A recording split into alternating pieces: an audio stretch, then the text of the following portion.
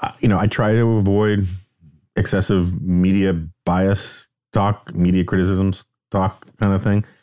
But couple things. So one, there's this company called NewsGuard. I don't know if you have heard of it. It was founded or co-founded, I'm not sure, by Steve Brill. Full disclosure, I used to be a media critic from the right for his short-lived, glossy magazine, Brill's Content. This is a long time ago. And every time I see him, get along fine with the guy. I think he's very smart. I think he's got interesting priors and whatnot, but he's a smart guy. I could have a longer conversation about Steve Brill, but there's no point in it. Also, a former intern of mine now works at NewsGuard. And so what NewsGuard is, as far as I can tell, is basically it's sort of like a B2B media criticism site where it will, media criticism site is probably wrong. It's a media rating site, and you can go look it up. They tell businesses whether, I suspect that the it's a forced subscription. It's a subscription only kind of product. And I suspect that the businesses that subscribe to it are mostly sort of in advertising or government affairs. And they want to know like what kind of brand they're associating with if they advertise on it or if they let their people speak on it. Or maybe there's more to the business model. I don't know. And I don't know how successful it is. They pay well from what I understand. But anyway, I got this email this week. Guy sent it to me because it was from one of the accounts I don't check regularly. And basically asking me from this person I've never met before, in this sort of pushy kind of assertive, I have every right to ask these questions kind of tone that you get from a lot of journalists sometimes, but certainly there's a certain like loaded kind of gotcha kind of feel to it, and demanding to know why it is in the show descriptions of the Remnant on the various podcast platforms, nor in the lead into the show do I notify listeners that I'm a conservative and that a lot of the guests on this show are conservative. Let me see. I'll read, here's the question. Why does the podcast description on podcast platforms lack the disclosure that the show primarily shares a conservative viewpoint or that Mr. Goldberg is conservative? And I'll read you my response. Oh, she also asked if the Remnant was owned by the Dispatch. So I'll just read you what I wrote for the most part. To answer your second question first, the Remnant was originally a National Review podcast. We purchased the name and the rights to it for a nominal fee from NR when we launched the Dispatch. It is now a Dispatch product. As for this question, why does the podcast description on podcast platforms lack the disclosure that the show primarily shares a conservative viewpoint or that Mr. Goldberg is conservative? And this is back to me saying, I have to say I have a lot of responses to this question and not all of them particularly charitable, but I'm sure you're just doing your job. Which is why I would love to know if you've asked Ezra Klein why Ezra Klein doesn't identify himself as a liberal in his podcast description. Or for that matter, Keith Olbermann or Rachel Maddow or Kara Switcher or any of the various podcasts from NPR.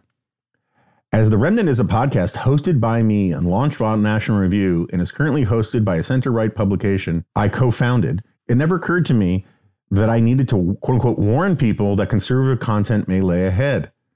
I trust in the fact that my listeners are relatively well-informed and can put two and two together. Moreover, as I note nearly every week, the very title of the show, The Remnant, is a reference to Albert J. Nock's essay, Isaiah Job, about, the Remnant. I'm a pre-Trump conservative, as many people know, and as one, I often find I can have more meaningful conversations with liberals who care about facts and civility than many populists on my quote-unquote side. Indeed, I carry no water for the GOP. Regardless, I don't want to overread your question, but I find the insinuation, perhaps unintended, that there is something dishonest or unethical about not providing a quote-unquote conservative content wording to be really quite bizarre. And if in fact you don't ask this question of the countless prominent podcasts of a liberal bent hosted by liberals, and often far more partisan than me and mine, That may tell you something about NewsGuard's own ideological blinders. It would certainly tell me something about them. So to answer your question more directly, I don't have a good answer for why my podcast doesn't notify people I'm a conservative, because I don't think it's a good question. And frankly, it never occurred to me that it might be necessary. Best, Jonah Goldberg. And then this person responds in a follow-up email. Thank you. I really appreciate you taking the time. In NewsGuard's view, when a show has a particular political leaning, it should be disclosed in the podcast written description or an audio introducing the podcast. For example, the podcast, The Steve Deese Show, meets our standard because its description on podcast platforms states principled conservatism with a snarky twist served up daily. We have evaluated podcasts with liberal and conservative perspectives and applied the same 5 unbiased journalistic criteria to each show. People can view our written descriptions of our podcast rating and determine for themselves what criteria they care about. And then she gives me this point system, for, how they rate it and these various things. And then I responded, thanks. I'll discuss this on the next podcast, but meeting your criteria is not something I feel overly compelled to do. Steve Deese's podcast labels itself conservatives out of marketing concerns that I do not share. I think you're mistaken to confuse that with meeting some higher journalistic standards. If the Remnant suffers in NewsGuard's estimation, that is a price I will have to pay. So anyway, I just thought it was, I thought it was funny. And then, so this whole exchange had happened 2 days ago or something like that. And then yesterday in the car, I'm listening to the McCarthy Report, the Andy McCarthy podcast at NR, where Rich Lowry interviews Andy about various legal and national security stuff. It turns out that, Rich did not reveal it, right? So Rich isn't doing what I did here, but he had some fun with the fact that somebody, and I just can't think it's another outlet, but somebody reached out to them and said, we've noticed that you guys that your podcast, this podcast is, has a conservative bent to it. And yet you don't tell people that you're conservative. And Rich sort of had it sounds like Rich and Andy had the same reaction I had, which is, yeah, so we're a conservative. And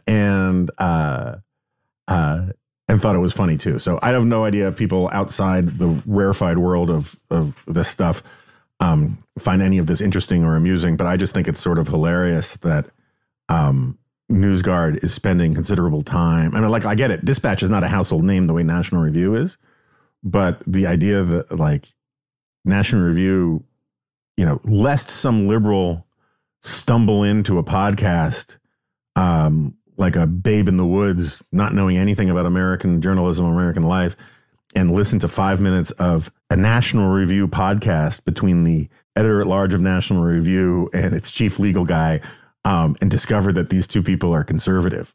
Gotta give them a trigger warning for that. Although I gotta say, this is a thing that people believe in. Like when I was doing a lot of NPR and I would criticize Trump but defend conservative positions, the public editor of NPR actually did a whole piece about how upset listeners were that it wasn't explained to them that I was a conservative, but still didn't like Trump. Like they couldn't reconcile the cognitive dissonance of it.